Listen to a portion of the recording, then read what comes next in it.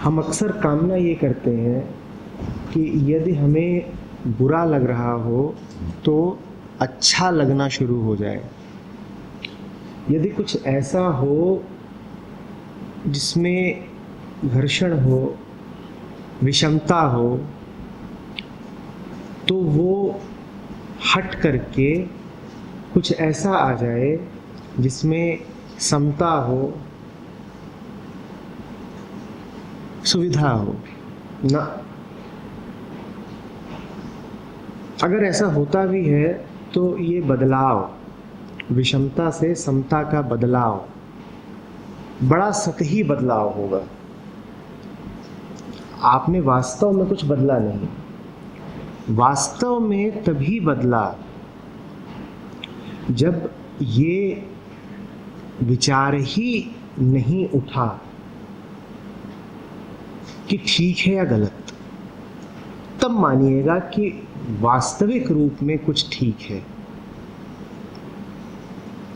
समझ रहे हैं? एक विचार होता है कि कुछ गड़बड़ है। अगर विचार उठ रहा है कि कुछ ठीक नहीं है तो कुछ ठीक नहीं ही होगा। कुछ ठीक नहीं होगा इसलिए नहीं कि आपका विचार कह रहा है कि कुछ ठीक नहीं है, बल्कि इसलिए क्योंकि आपको विचार उठा। यदि सब ठीक होता तो आप सोचते क्यों? सोचना तो किसी समस्या को हल ही करने का साधन है। समस्या नहीं तो सोच नहीं, विषमता नहीं तो विचार नहीं। विचार तो विपत्ति से निपटने का मानसिक तरीका होता है। जहां विपत्ति नहीं वहां विचार क्या करेगा?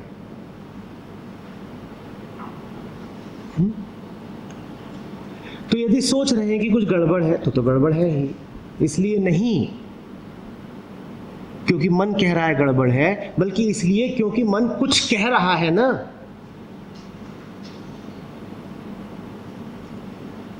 फिर एक दूसरा मन है जो कह रहा है कि गड़बड़ नहीं है, अभी सब कुछ बढ़िया है, सम्यक है, उचित है, अनुकूल है।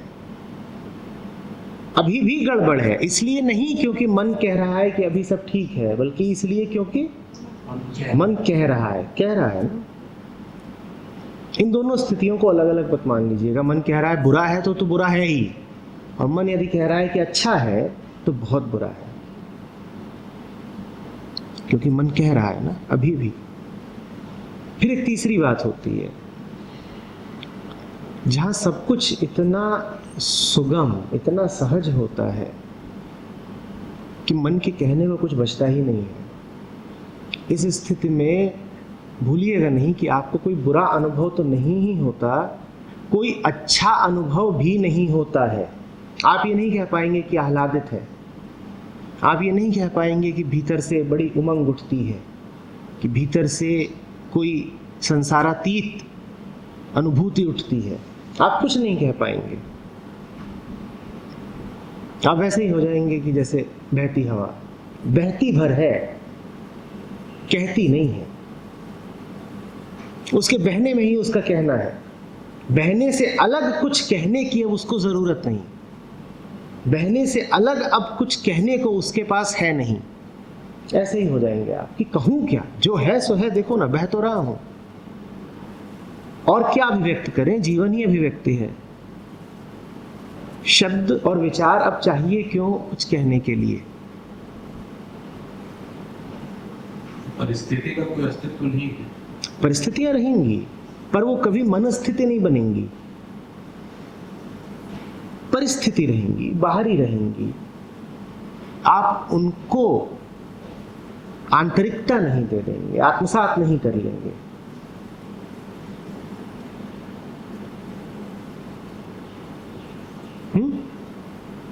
कुछ आपके भीतर ऐसा बना रहेगा जो परिस्थितियों को परिस्थिति ही जानेगा, जो नहीं कहेगा कि ये मेरी स्वस्थिति बन गई, कि ये मेरी स्थिति बन गई, क्योंकि वो आत्मस्थित है। वो जो आत्मस्थित है उसके लिए प्रत्येक स्थिति मात्र परिस्थिति है। परि माने समझते हैं ना, जो बाहर हो, जो परिधि पर हो, जो स्वस्थित है, जो वास्तव में आत्मस्थ है, उसके लिए हर स्थिति कैसी है? बाहरी है। जो चल रहा है बाहर बाहर चल रहा है, भीतर तो कुछ चलता ही नहीं है। भीतर तो मात्र समाधि है, मस्त बैठे हुए हैं, हल्के हल्के झूम रहे हैं, एक अनुत्तेजित सा नृत्य चल रहा है। समाज भी उसी परिस्थिति का हिस्सा हो गया। हाँ बिल्कुल, समाज ही नहीं, आप स्वयं भी। देखिए, बाहर ताप उठेगा तो आपकी त्वचा गर्म होगी, होगी कि नहीं होगी? तो आप जो हैं, चूंकि संसार का ही उत्पाद है, तो ये हो नहीं सकता कि संसार बदले और आप प्रभावित ना हो। दोनों बातें एक साथ कह रहा हूं। एक और तो कह रहा हूं कि परिस्थिति माने परिस्थिति, दूसरी ओर ये भी कह रहा हूं कि आपने जैसा अपने आप को जाना है, आप हैं ही संसार की उपज। ये मिट्टी से ही उठी है ना, ये त्वचा, ये खाल मिट्टी से ही तो उठी है। धूप, जल, अन्न इन्हीं से आती है ना। तो बाहर हवा बहेगी तो इसे ठंड लग सकती है। सूरज शीर्ष पर पहुंचेगा तो ये गरमाएगी, आप नहीं गरमाएंगे। बात समझ रहे हैं?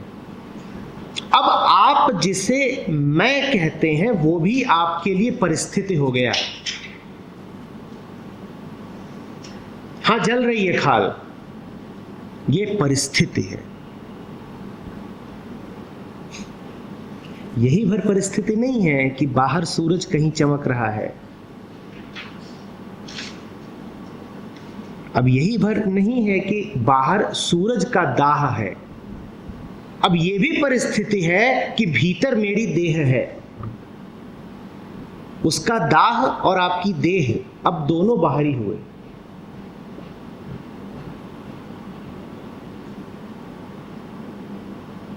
बात समझ रहे? सब बाहरी ही है, ठीक। इसी तरीके से आपको संसार परिलक्षित होता है, उठते हैं, बैठते हैं, लोगों से मिलते हैं, चेतना की अवस्थाएं बदलती रहती हैं। कभी सो रहे हैं, जग रहे हैं। चेतना की अवस्थाएं बदलेंगी, आपकी अवस्थाएं नहीं। चेतना की तमाम बदलती हुई अवस्थाओं के बीच में राग होगा, रंग होगा, हर्ष होगा, क्लेश होगा। इनके तमाम के बीच में आप फिर भी आप रहेंगे।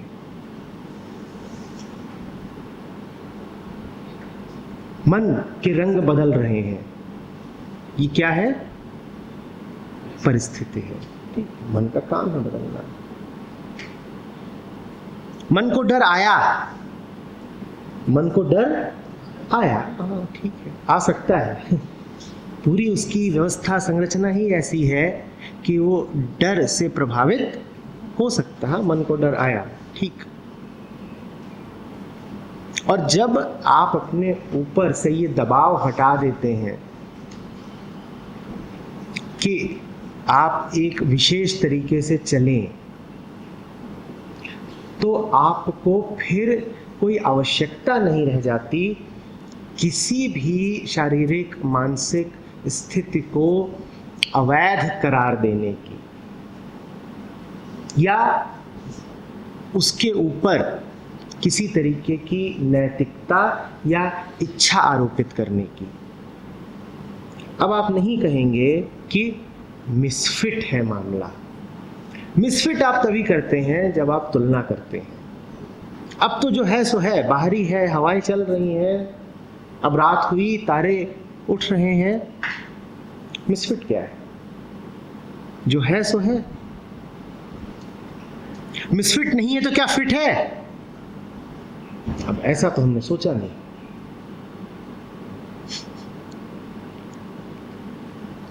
ये बड़ी मूल, सूक्ष्म और केंद्रीय बात है, इसको गांठ बांध लें। मिसफिट तो नहीं ही है, फिट भी नहीं है। अक्सर लोग आध्यात्मिकता की तरफ अच्छे अनुभवों की तलाश में आ जाते हैं।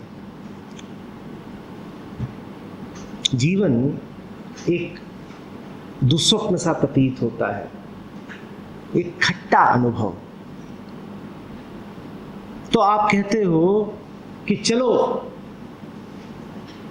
प्रभु की ओर चलो, आत्मा को जानो, आध्यात्मिक हो जाओ, इससे कुछ प्रीतिकर अनुभव उठेंगे, कुछ अच्छा अच्छा सा लगेगा, जीवन में बाहर आ जाएगी। आध्यात्मिकता बुरे से अच्छे की यात्रा नहीं है। आध्यात्मिकता है अच्छे बुरे दोनों के पार चले जाना। जो बुरे से अच्छे की ओर आ रहा है उसने बुरे का कभी त्याग किया नहीं, क्योंकि अच्छे का बुरे के बिना कोई अस्तित्व तो है नहीं। आपके हाथ में एक सिक्का हो, आप उसे पलट के उसका दूसरा पहलू देखने लगे, तो क्या आपने सिक्के का त्याग कर दिया है? सिक्का आपके हाथ में ही है। हाँ, कुछ है जो छुप गया। आपकी दृष्टि ऐसी है जो एक तल को ही देख पाती है, एक सतह को ही देख पाती है। बड़ा संभव है आपके लिए स्वयं को ही प्रवंचना दे देना और सिद्ध कर देना कि अब बुरा नहीं, कुछ अच्छा है। नहीं, ऐसा नहीं। अच्छा यदि कुछ लग रहा है तो बुरा अति निकट है। बुरा यदि कुछ लग रहा है तो अच्छा भी दूर नहीं।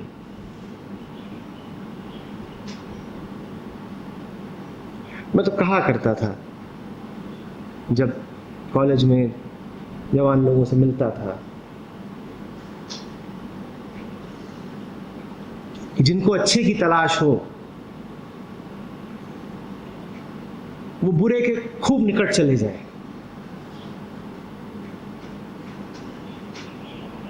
जितना निकट और जितनी शीघ्रता से निकट जाओगे उतनी शीघ्रता से तुम्हें अच्छा मिलने लग जाएगा।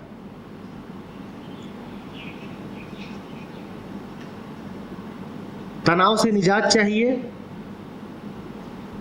ले जाओ तनाव को एक चोटी तक,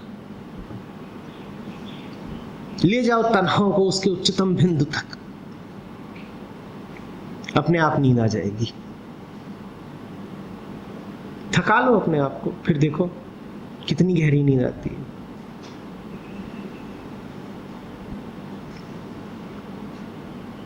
एक दफे एक जगह था, वहां पे बैठे हुए थे ऐसे ही, तो उनका परीक्षा फल घोषित हुआ था। तो कुछ बड़े हल्के लग रहे थे, उनके चेहरे पर ही ऐसा भाव था जैसे बस मौत से बचे हों। मैंने कहा ये इतनी रिलीफ का भाव क्यों है? बोले लग रहा था कि निकलेगा नहीं, इस बार फेल होंगे, पास हो गए। मैंने कहा देखो,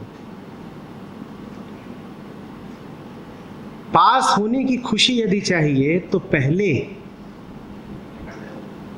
फेल होने का डर खूब पैदा कर लो। जितना गहरा होगा तुम में अनुत्तीर्ण रह जाने का डर, उतनी ही ऊंची उठेगी तुम्हारी खुशी उत्तीर्ण हो जाने पर। और जिसको डर ही नहीं था फेल हो जाने का, उसको कोई विशेष खुशी भी नहीं होगी पास हो जाने पर। जिन्हें खुशी चाहिए वो अपने दुख को खूब गहरा कर लें। बड़ा जाना समझा सूत्र है, बड़ा पुराना, जितना पुराना उतना ही मूर्खतापूर्ण और जितना मूर्खतापूर्ण उतना ही हास्यास्पद। जीवन हम ऐसे ही बिताते हैं। सुख की तलाश में अपने दुख को गहरा करते जाते हैं, और दुख को गहरा करते जाओगे तो पक्का है कि सुख मिल भी जाएगा, और जब मिल जाता है तो हम और आश्वस्त हो जाते हैं कि हमारे तरीके ठीक ही हैं। हफ्ते भर मन पे पत्थर रख के बैल की तरह काम करो तो शनिवार इतवार लगेंगे ही बड़े खूबसूरत। फिर तुम कहते हो देखो हफ्ते भर काम किया तब ना ये 2 दिन मिले, ये क्या मूर्खतापूर्ण तर्क है। ये ऐसी सी बात है जैसे किसी को दवाई का स्वाद पसंद आ गया हो, तो जानबूझ करके बीमार पड़ता हो कि बीमार पड़े तब ना दवाई मिलेगी। ऐसी हमारी स्थिति है।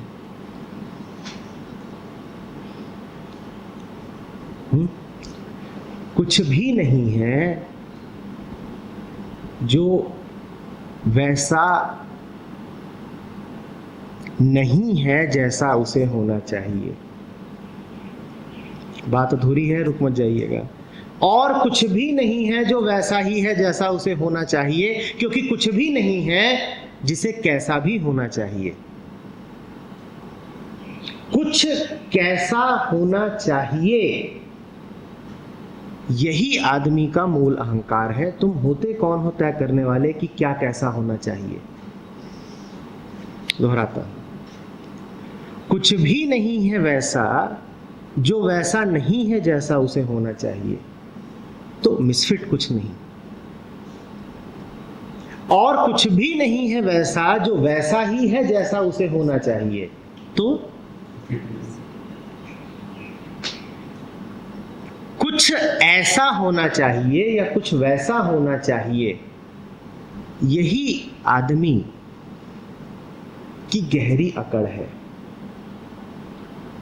तुम्हें हक किसने दिया ये निर्धारित करने का कि क्या कैसा होना चाहिए? अहंकार समझते हो? मैं तय करूंगा क्या कैसे चलेगा। मैं कुछ हूं ना,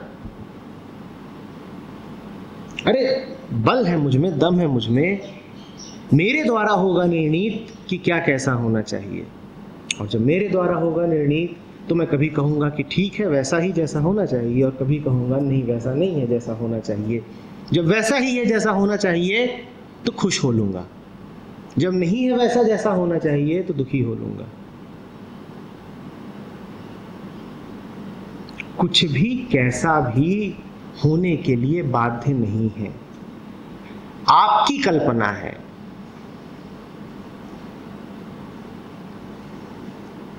आप सपनों की फसल उगाते हैं और फिर कभी दुखी होते हैं और कभी खुश हो जाते हैं। वैसा ही है जैसा कि वो जो डाइस होती है लूडो वाली, वो कोई उछाले, कभी 1 आ जाए तो दुखी हो जाए, कभी 6 आ जाए तो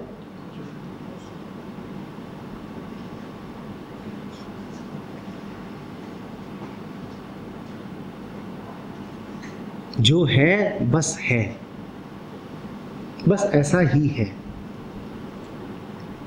और उसका अस्वीकार ही अहंता है। जो स्वीकार कर रहे हैं ये तो उसके पूर्व जन्म का भोग है, वो भी नहीं, स्वीकार से मेरा अर्थ समायोजन नहीं है। स्वीकार से मेरा अर्थ ये नहीं है कि जो हो रहा है आप उसे वैध या अवैध ठहराएं। समझिएगा कि जब मैं कहता हूं कि स्वीकारो तो किस अर्थ में कहता हूं? उस अर्थ में नहीं कहता जिस अर्थ में सामान्यतया कहा जाता है। जब मैं कहता हूं स्वीकारो तो मेरा एकमात्र अर्थ है जानो। जानो कि क्या है और उसके साथ रहो। अस्वीकार का एक प्राथमिक लक्षण है कि तुम जानना ही नहीं चाहोगे कि क्या चल रहा है। गौर करिएगा, अस्वीकार का प्राथमिक लक्षण यह है कि तुम यथार्थ से, तथ्यों से दूरी बनाना चाहोगे। तुम ये जानना ही नहीं चाहोगे कि चल क्या रहा है, स्थिति क्या है, तुम झूठ बोलोगे, तुम अपने आप से छल करोगे। स्वीकार का अर्थ है हाँ ऐसा ही है, ठीक है, इधर कुछ काला सा है, इधर कुछ पीला सा है। हम ये भी नहीं कहते कि ठीक है, क्योंकि ठीक कहना कहीं ना कहीं विरोध लिए हुए है। आप दूर नहीं हो ये कहने से कि गलत है। आपने अपने आप को बना रखा है ना अधिकारी ये कहने का कि ठीक है। जो ठीक कहने का अधिकारी हुआ उसे अब अठीक, गलत, बुरा, अनुचित कहते कितनी देर लगेगी? तो ये भी नहीं कहते ठीक है, जो है सामने है, स्पष्ट है, और हम कांप नहीं जाते उसका सामना करते। कांप आप कब जाते हो? कांप आप तब जाते हो जब आपके दिमाग पर समाज का, शिक्षा का, देवताओं का साया होता है, तब आप कांप जाते हो कि जो चल रहा है बड़ा पाप है, नजरें कैसे मिलाऊं इससे, साक्षात कैसे करूं इसका, कि जो चल रहा है बड़ा गलत है।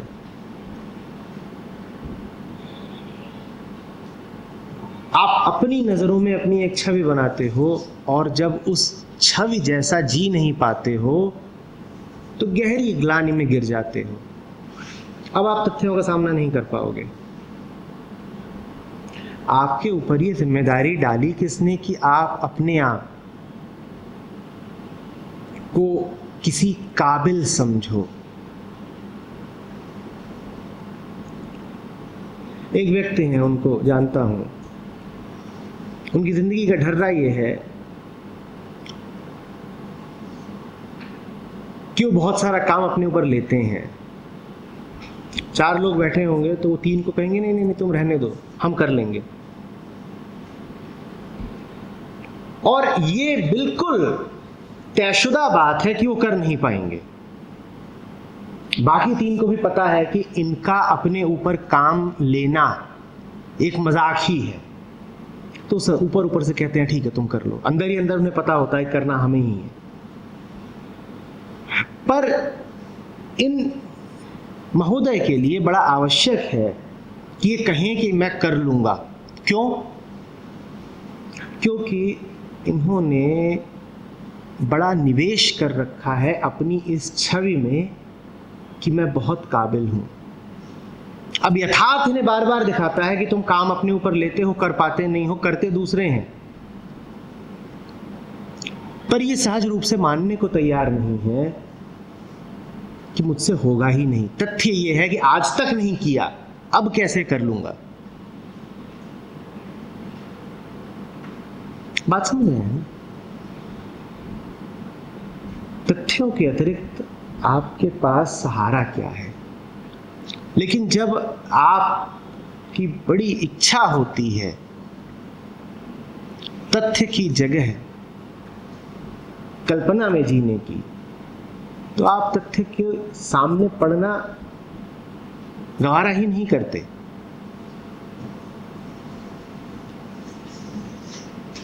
देखे हैं आपने ऐसे लोग जिनके अलावा सबको पता होता है कि ये जो कह रहे हैं वो कभी परिणीत होना ही नहीं है। देखे हैं आपने ऐसे लोग जो ले लेंगे अपने ऊपर जिम्मेदारी कि हाँ हाँ ठीक है, कल सुबह 5 बजे उठूंगा और तुम सबको भी उठा दूंगा, और बाकी सब लोग मंद मंद मुस्कुरा रहे होंगे। सबको पता होगा कि हम सब उठ जाएंगे, तब आखिर में जाकर के संयुक्त रूप से हमें इन्हें उठाना पड़ेगा। पर इन महोदय के लिए बड़ा आवश्यक है कि ये कहें कि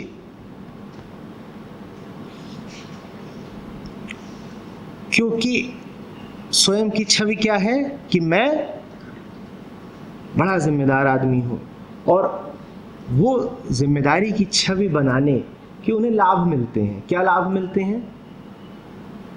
जो जिम्मेदार होता है, जो वरिष्ठ होता है,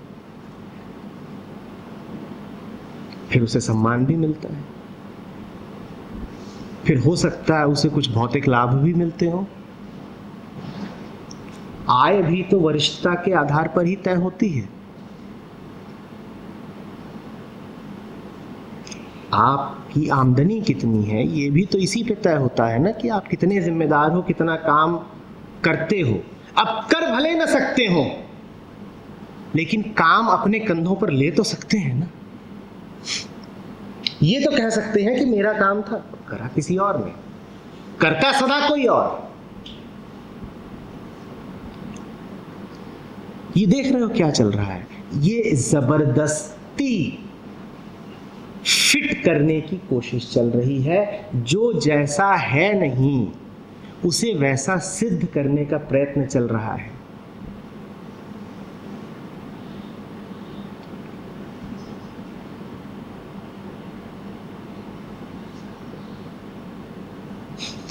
जैसे किसी वृत्त को किसी चौकोर सांचे में फंसाने की कोशिश।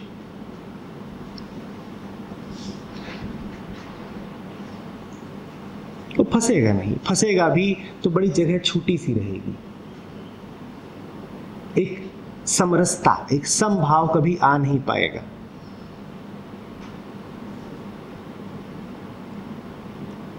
असल में पूरी आध्यात्मिकता इसके अतिरिक्त कुछ है ही नहीं, कि जो जैसा है उसे बिना लाग लपेट के वैसा ही जानो। और कुछ है नहीं आध्यात्मिकता, बस एक आंतरिक झूठ की अनुपस्थिति है।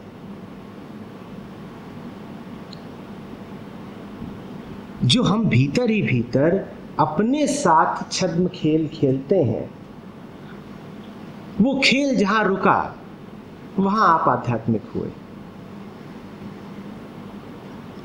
जो हम अपने को ही भुलावे में, बहकावे में रखते हैं, जहां हमने ये हिम्मत दिखाई कि बिना आंतरिक झूठ के भी जिया जा सकता है, वहां हम आध्यात्मिक हुए। असल में आध्यात्मिकता यदि सच्ची है तो उसमें आंकड़ों के लिए बड़ी जगह होगी।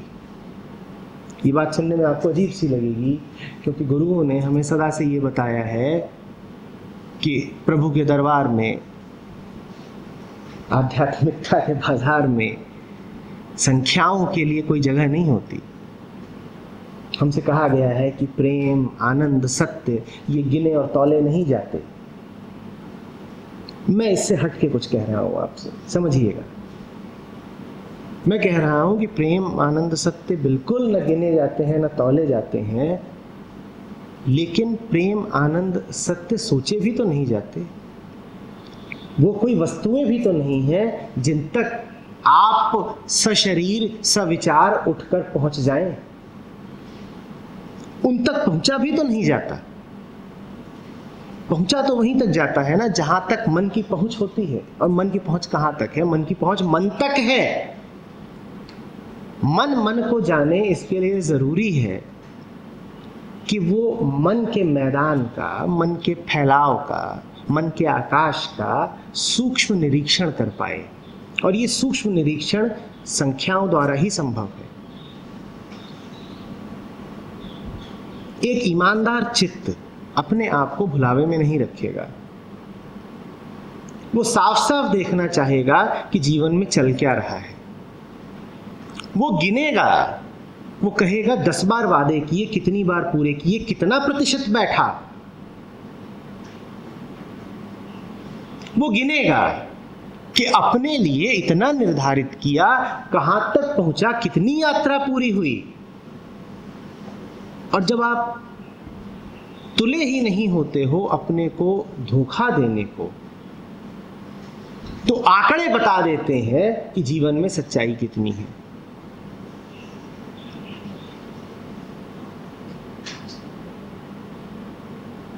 तो ये कहकर के कि देखो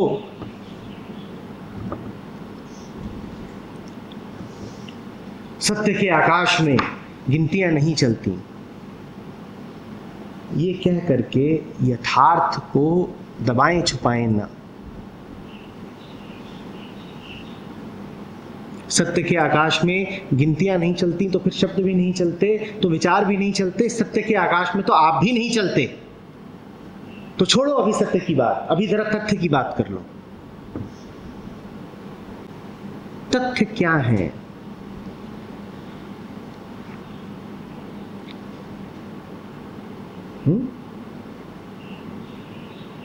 और तथ्य जो है वो सामने है, तो ये तो बड़ा आसान होना चाहिए कि आध्यात्मिकता क्या, तथ्यों को जानना। तथ्य क्या है? वो जो समक्ष है। तो फिर अड़चन कहाँ है? अड़चन ये है कि जो समक्ष है उसे आप देखना नहीं चाहते, क्योंकि वो आपकी आत्म छवि से मेल नहीं खाता।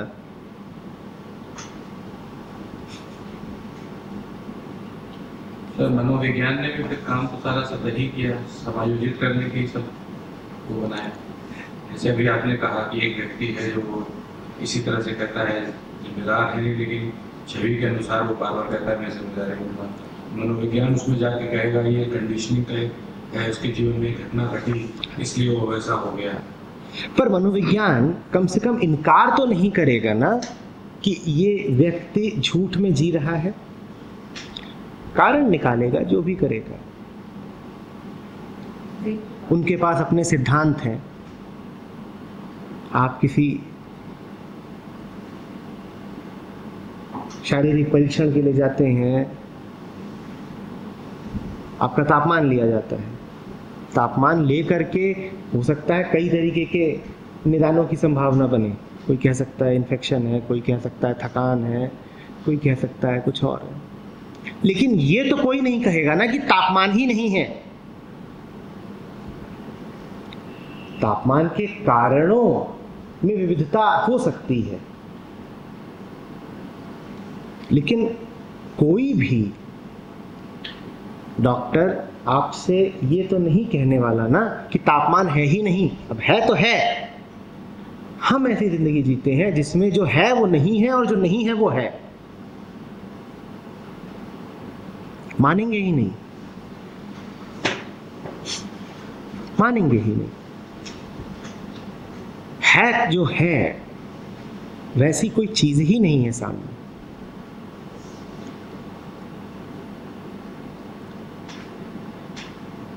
सारी यात्रा शुरू ही वहां से होती है और कहीं से हो ही नहीं सकती जहां आप खड़े हैं। बड़ी मजेदार बात थी, कल परसों था, वो कैब मंगाई, ओला कैब।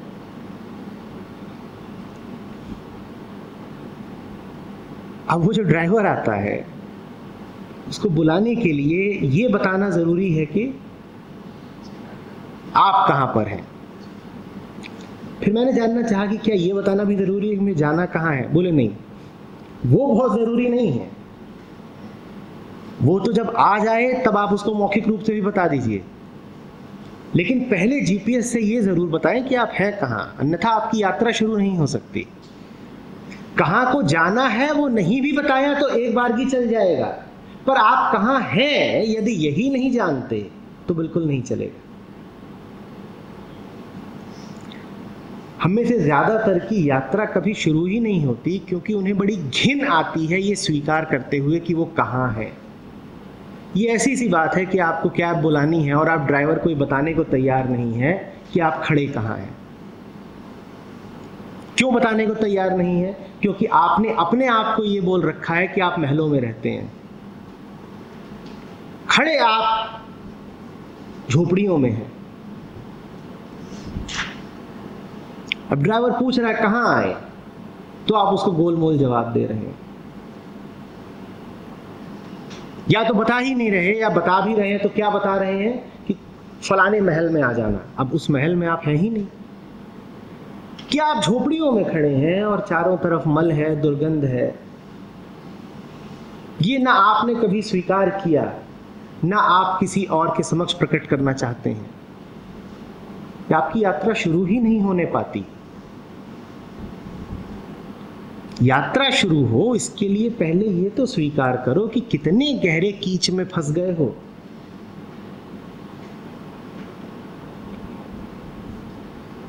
कि कोई डूब रहा हो, पर उसने अपने बारे में प्रसिद्ध कर रखा हो कि बड़ा बढ़िया तैराक है,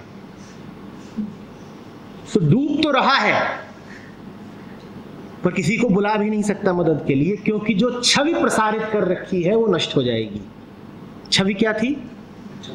साहब बिल्कुल सिद्ध तैराक हैं, अब बुलाएं कैसे? डूब जाएंगे पर बुलाएं कैसे? या बुला भी रहे तो ऐसे कह के कि वो जरा आज हाथ में मोच आ गई है इसीलिए हाथ चल नहीं रहा है, आना जरा सहारा देना।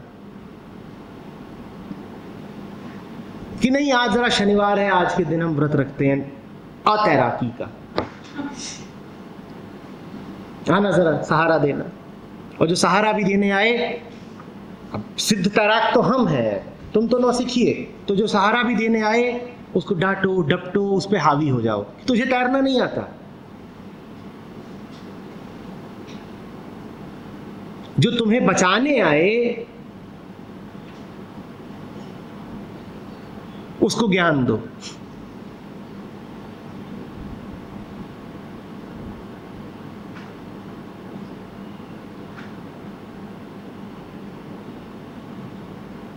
हंस लेते हम अगर स्थिति ये जरा सी कम होती निर्मम। है तो बात पूरी एक चुटकुले की तरह ही, पर हंसा जाता नहीं, क्योंकि हमारी पूरी वेदना इसी चुटकुले में समाहित है। हमारा पूरा कष्ट, एक एक आंसू इसी चुटकुले में बसा हुआ है। बात बिल्कुल चुटकुले जैसी है, इसको हम एक चुटकुला बनाए तो बड़ा मजा आएगा, सब हंसेंगे। पर किस पर हंसेंगे? हमारे जीवन की ही तो बात हो रही है, तब तो नहीं हंस पाते ना जब डूब रहे होते हैं। बाद में हंसे भी तो क्या हंसे।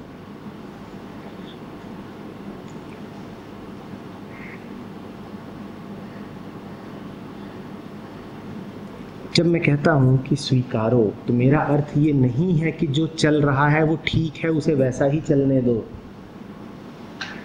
ये बात शायद मैं तीसरी या चौथी दफे कह रहा हूं, कहना आवश्यक है, क्योंकि स्वीकार शब्द के बड़े विकृत अर्थ घूम रहे हैं।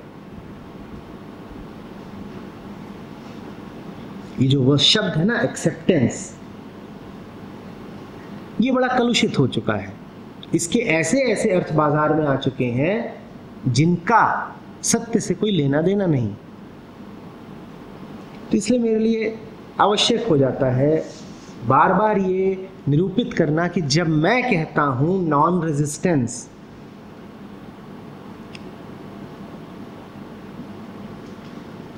जब मैं कहता हूं अविरोध, असल में स्वीकार मैं कम कहता हूं। मैं जिस शब्द का कायल हूं वो है अविरोध, नॉन रेजिस्टेंस। क्योंकि स्वीकार में तो कर्तृत्व है, स्वीकार का तो अर्थ है कि मैंने कुछ किया। अविरोध का अर्थ है मैं विरोध करता था, अब नहीं किया। अविरोध में अकर्ता भाव है, स्वीकार में अभी भी आप ही करता हो, मैं स्वीकार कर रहा हूं ना।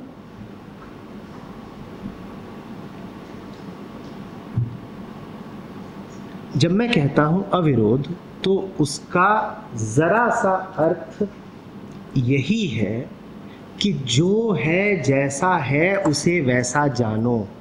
मैं ये नहीं कह रहा कि अविरोध का अर्थ है वैधता देना। यदि सामने कुछ गंदा मलिन पड़ा हुआ है और मैं कहता हूं अविरोध, तो कृपया इसका अर्थ समझें। मेरे सामने यहाँ पर कुछ फैला हुआ है जो गंदा है, जिसमें से वास उठती है, और मैंने कहा अविरोध। अब आप क्या कहोगे? उसे सॉफ्ट कर देंगे। Just to know. मैंने कहा अविरोध, इसका क्या अर्थ होगा? आप क्या बोलोगे कि अभी भी आ रहे हैं श्री प्रशांत के पास से और उन्होंने कहा अविरोध और यहाँ कुछ गंदा पड़ा हुआ है, तो उसका क्या अर्थ है? कैसे होगी शिक्षा कार्यान्वित इस स्थिति में, बताइए। फिर उसे साफ कर देंगे। हाँ, पर साफ करना तो कर्म हो गया, उससे पहले उसे जानेंगे कैसे? सबसे पहले उसे अपोज नहीं करेंगे, उसको देखेंगे और उसको जानेंगे। गंदे को गंदा जानेंगे। क्या अविरोध का ये अर्थ है कि गंदा पड़ा है तो पड़ा रहने दो? पर ये अर्थ बड़े प्रचलन में है, बचिएगा। एक्सेप्टेंस के नाम पर, स्वीकार के नाम पर ये अर्थ खूब प्रचलित हो उठा है कि जो है उसको वैसा ही पड़ा रहने दो ना। मैंने ये नहीं कहा कि कुछ गंदा है तो अविरोध का मतलब हुआ कि उसको वैसा ही रहने दो। अविरोध का मेरा अर्थ क्या हुआ समझिएगा। अविरोध का अर्थ हुआ कि ये गंदा है तो मैं इसे गंदा जानूं। मैं ये ना कह दूं कि ना ना ना ना इसे गंदगी नहीं कहते, ये तो रंगोली है।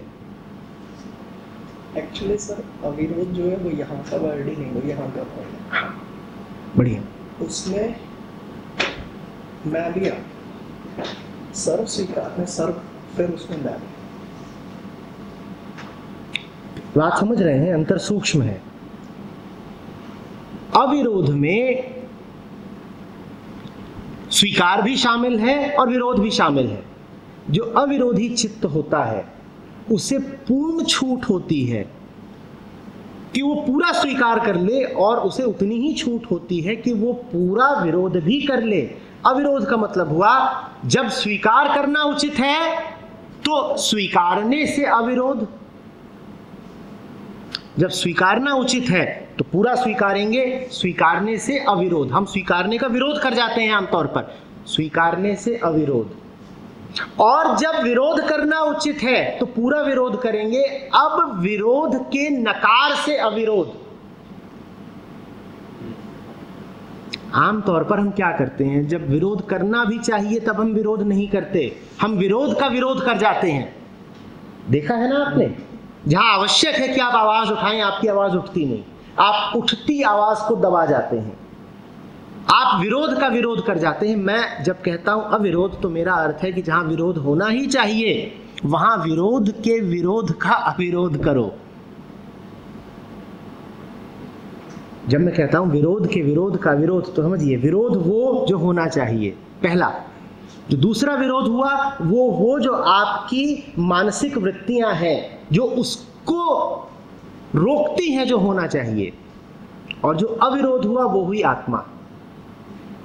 आत्मा वो जो वृत्तियों पर हावी होती है, जो वृत्तियों के सारे क्रियाकलाप से कहीं ज्यादा बली है।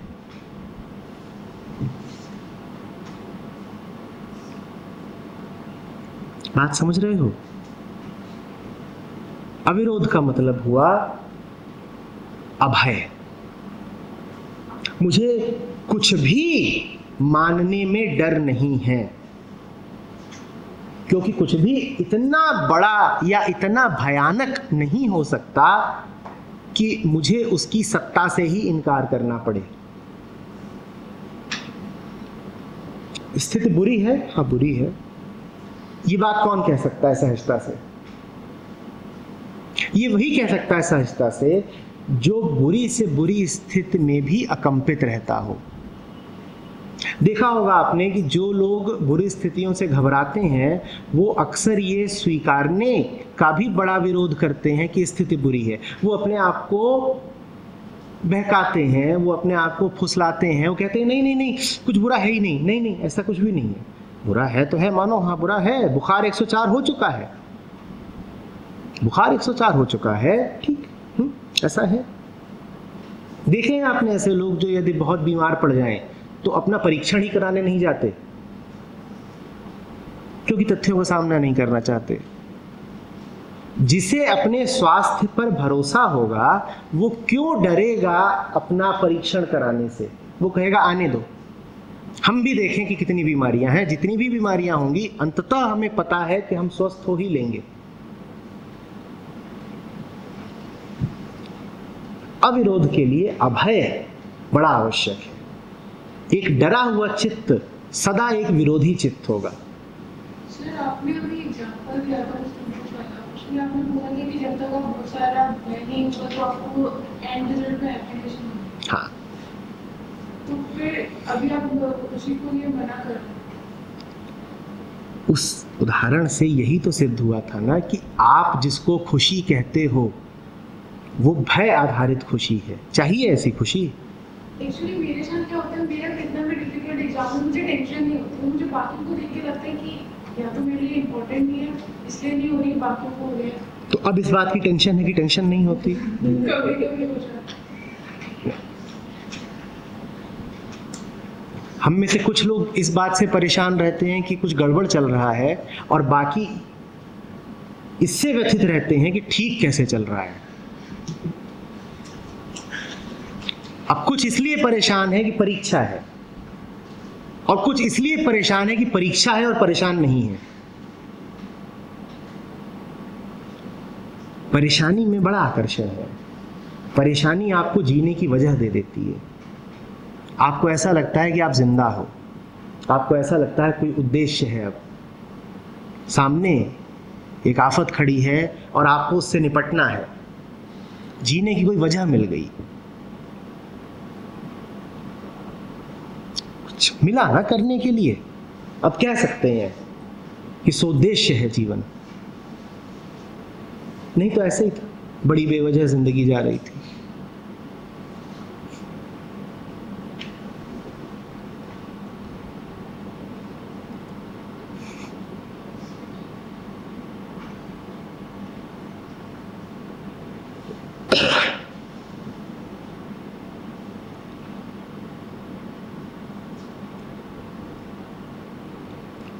जीवन से मुंह चुरा के मत चलिए। कुछ भी नहीं है ऐसा जो आपको कोई और बता सके, क्योंकि आपकी यात्रा आपके जीवन के तथ्यों से शुरू होती है और उनको आपके अतिरिक्त कोई जानता नहीं। सिर्फ आप जानते हो कि आपके चिदाकाश में क्या विचार घूम रहे हैं। अभी सिर्फ आप जानते हो कि आज सुबह उठते हुए कैसा अनुभव हो रहा था आपको। सिर्फ आप जानते हो आपके पाप पुण्य का हिसाब किताब। आपकी आंतरिक चोरियों का बही खाता सिर्फ आपके सामने खुला हुआ है। और सिर्फ आप जानते हो कि कितना गहरा प्रेम है आपको। और सिर्फ आप जानते हो कि मुक्ति कितनी प्यारी है आपको।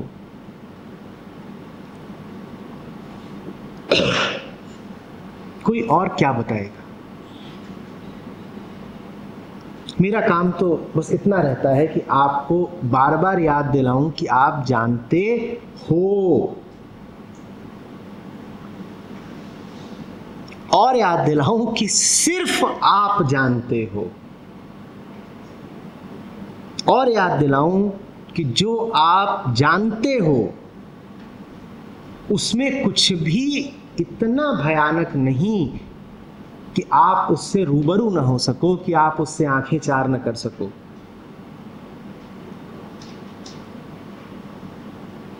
आप में इतनी विशालता, इतना सामर्थ्य है कि घोर से घोर तथ्य आपके सामने खड़ा हो तो भी आप उसे देख जाओ, आप उसे झेल जाओ। कुछ ऐसा नहीं जो इतना दुर्निवार हो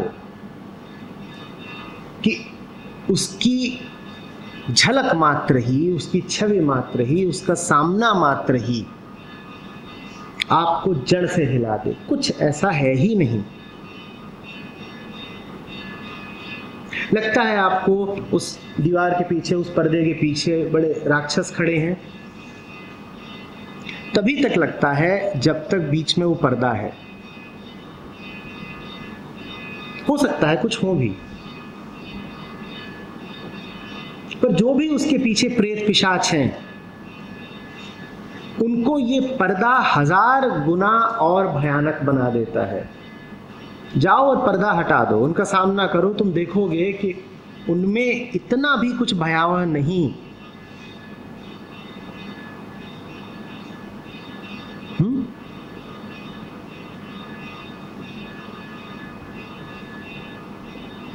तो सिर्फ समर्थन दे सकता हूं। जैसे कहानी है ना कि हनुमान को याद दिलाया गया था उन्हीं के तेज, उन्हीं की सामर्थ्य का, वैसे ही याद दिला सकता हूं।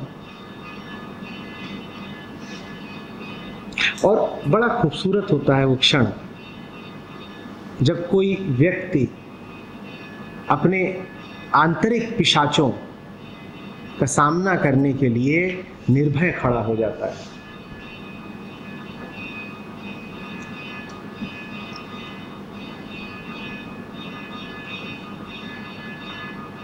मेरे पास लोग आते हैं, सामने बैठते हैं और फिर कभी हिम्मत जुटा के, कभी सहजता से कुछ कह देंगे। आप कहना चाहें तो कह लीजिए कि कुछ स्वीकार कर लेंगे। मैं उसे कहता हूं कि स्वीकार तो सदा से था, आज उस स्वीकार के विरोध का अविरोध कर दिया। अभी भी बात ठीक नहीं कही। आज उस स्वीकार के विरोध का अविरोध होने दिया। तो सामने बैठेंगे और बता देंगे कि ऐसा ऐसा है, जीवन में ये सब कुछ है। और जो कहानी बताएंगे वो अक्सर उनकी विफलताओं की, कमजोरियों की, झूठ की, प्रपंच की कहानी होगी। नैतिकता की तुला पर तोलो तो उस कहानी के आधार पर उन्हें पापी घोषित करने में 2 क्षण न लगे। मैं सुनता हूं, वो सामने बैठेगा और बताएगा। कई बार तो मुझे संबंधित कुछ होता है, वो बताएगा कि मैंने आपको बड़ा धोखा दिया है।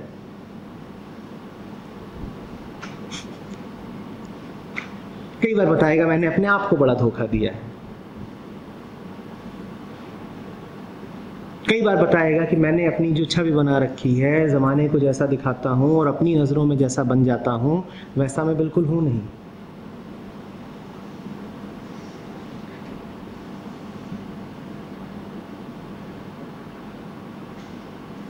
बड़ी जुगुप्सा से भरी हुई कहानी होगी।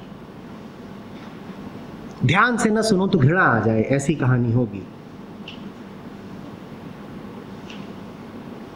और उस पूरी कहानी का वमन करने के बाद वो अक्सर मुझसे पूछेगा कि ये सब बता दिया आपको, नग्न हो गया आपके सामने, अब बताइए क्या करूं, आगे के लिए मेरा क्या कर्म है और मेरा क्या उपचार है।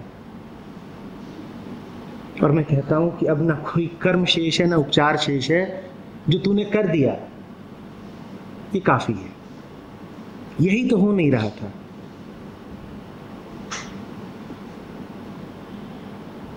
मेरे बताने को कुछ बचा नहीं। मुझे तो एक आईना मान जिसके सामने बैठ करके तूने अपने आप को देख लिया। मैंने किया क्या? कुछ भी नहीं।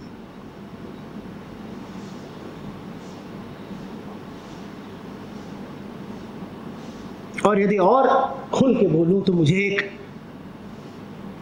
कूड़ादान मान जिसमें आकर के तूने अपना सारा कूड़ा विसर्जित कर दिया।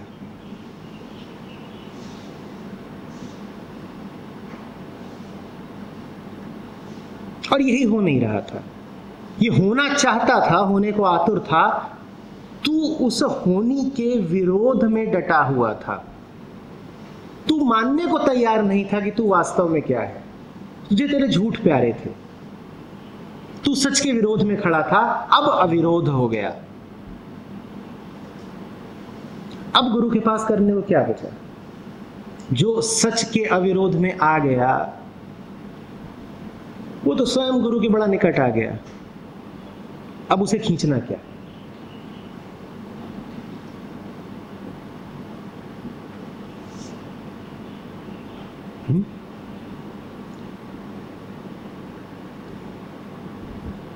बार बार निरंतर मैंने कहा है कि कोई मुझसे ये पूछा ना करे कि वो क्या करे। और अक्सर हम गुरुजनों के पास जाते ही ये इसीलिए हैं क्योंकि हमें ये जानना होता है कि अब आगे करें क्या। और मैं उनसे कहता हूं कि ये मत पूछो कि आगे क्या करें, तुम ये देखो कि अभी कर क्या रहे हो। और जिस क्षण ईमानदारी से ये देख लिया कि तुम क्या कर रहे हो और क्या करते आ रहे हो, ये पूछने की आवश्यकता ही विलुप्त हो जाएगी कि अब आगे क्या करें।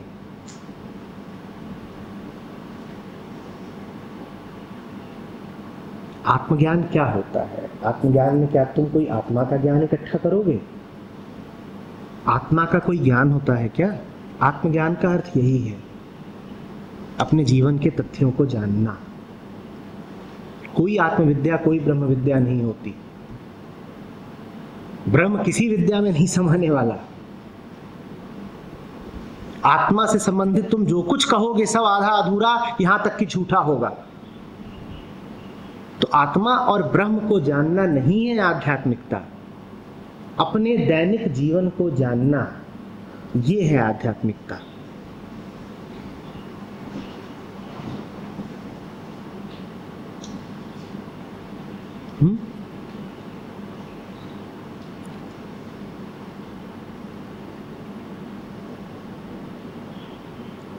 अविरोध उन आखिरी दो पंक्तियों में समाया हुआ है। Allow things to happen, do not choose, allow. रास्ता मत रोको। तुम्हें क्या लगता है तुम किसी शत्रु का रास्ता रोकते हो? तुमने जब भी रास्ता रोका है, अपना रास्ता रोका है, अपने प्रेमी का रास्ता रोका है। अपनी नजरों में तुम बड़े होशियार और चतुर हो।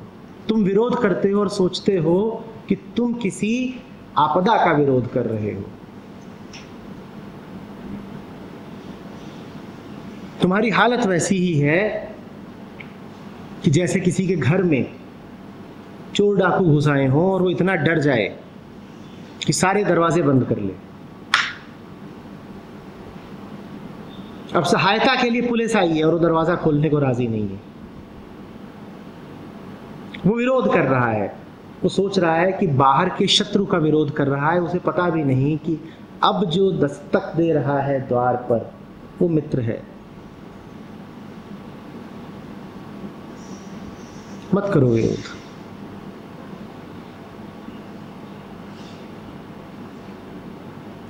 तुम जब भी चुनोगे कि किसे समर्थन देना है, गड़बड़ चुनोगे। तुम जब भी चुनोगे कि किसका विरोध करना है, गड़बड़ चुनोगे। मत चुनो।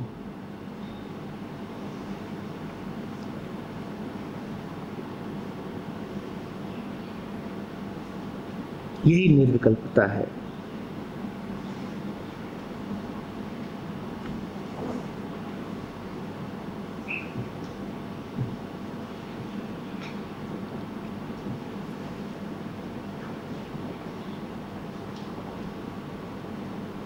असल में तुम्हारे पास करने को कुछ है नहीं। तुम्हारे भीतर बैठा है कोई जो सब जानता है कि क्या है और जो है उसे कैसे प्रकट होना चाहिए। उसे करने दो ना। तुम क्यों व्यर्थ अपने कंधों भार लेते हो? जब स्थिति आती है पूर्ण अविरोध की, तो फिर से चीजें वैसी चलने लगती हैं जैसी चल रही होती है, लेकिन कुछ अलग। विरोध वैसा ही होता है, सपोर्ट वैसा ही होता है, किसी चीज पे गुस्सा वैसा ही होता है, घुटन वैसी होती है, लेकिन कुछ अलग होता है जो अभी भी चल रहा है, सेम वैसा ही, बिल्कुल वैसा का वैसा, लेकिन कुछ अलग। बहुत बढ़िया। ये बात पकड़नी जरूरी है। ये बात अब आज 3 बार कह चुका हूं, अच्छा है कि चौथी बार पुनः कहूं। अविरोध का अर्थ ये नहीं है कि आप अकर्मण्य हो जाओगे।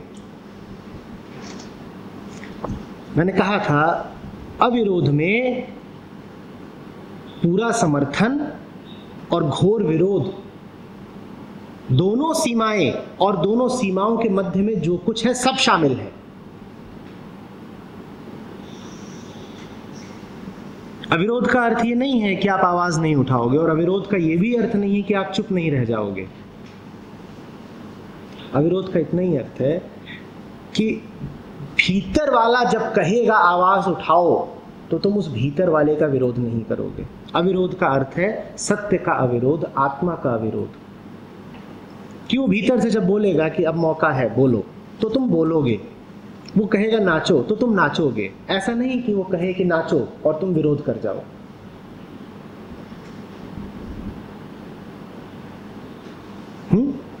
और याद रखना, उसके कहने का पालन करने में बड़ी स्वतंत्रता है, क्योंकि वो खुद भी करता होना कोई विशेष पसंद नहीं करता। वो ऐसा मालिक है जो सारे हक अपने नौकरों को